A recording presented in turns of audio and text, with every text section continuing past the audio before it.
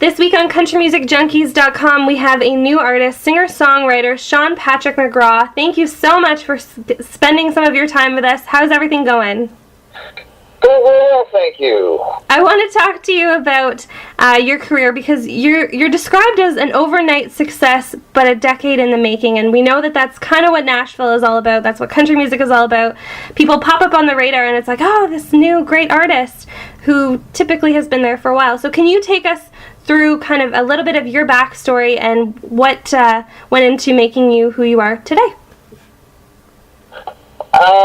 Yeah, I mean, I moved to Nashville. It's actually been more than a decade ago, but we don't need to remind people that, you know, I think that they like to, in the music business, they like to pretend that everyone is maybe a little younger than they are and is a little less experienced, but,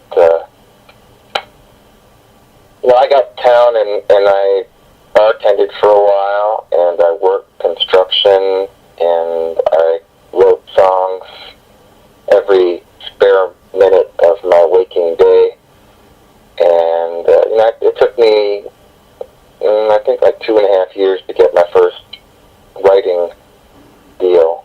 Okay. And it was a production deal, and it was weird for me to, you know, for the first time in my life to not have to work a blue-collar job. And I really haven't ever worked one since I got my first writing deal. But, you know, I kind of had a very typical Nashville story, whereas I moved to town, I was pretty young, and I did have a lot of interest, it seemed like, from a lot of major labels and people who were movers and shakers, and I kind of got passed around, picked up, and dropped, really. I think that's another real typical story. It doesn't make me unique, but you kind of need to have a lot of blood in the water and a lot of sharks swimming around for someone to actually take a bite.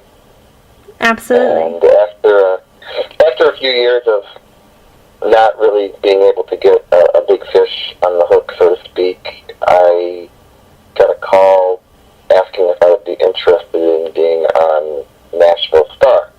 The show that aired on CMT up here, but in... It was on USA Network, actually, at the time.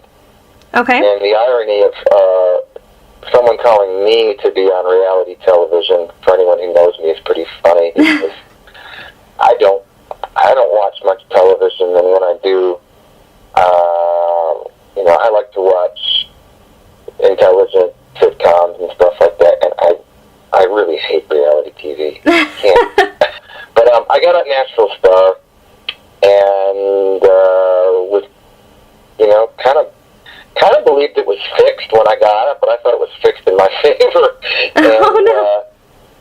You know, I thought, well, here's a moment, and whether you move on or not, you better take advantage of the little bit of celebrity that it gives you. And right. you know, I mean, I was only on that show for 2 minutes, but I was on the front page of my hometown newspaper like 6 times in 6 months because of being on that show. Wow. And I got on the big country station in Buffalo, New York, which was like the biggest city near where I grew up. I grew up in a real small town between Buffalo and Erie.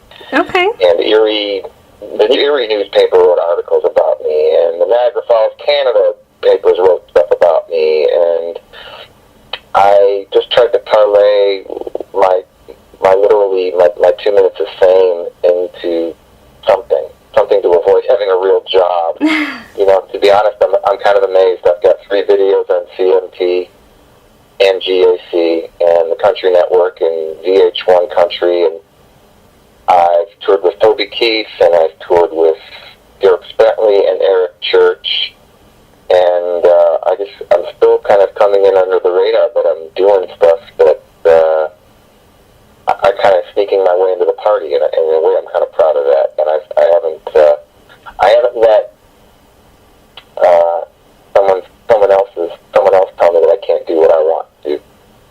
Well, that is great. Now, tell us a little bit about dealing with some of those huge acts. Trey Atkins was on the tour with Toby, and that I was on in 2009. It was called America's Toughest Tour. And how was that? It was God, it was really awesome, and it was something that like I said, I'm not a fan of reality TV, but I've blogged about a lot of it, so I do remember a lot of stuff that went on. But my story really has been such a Cinderella story, and that summer,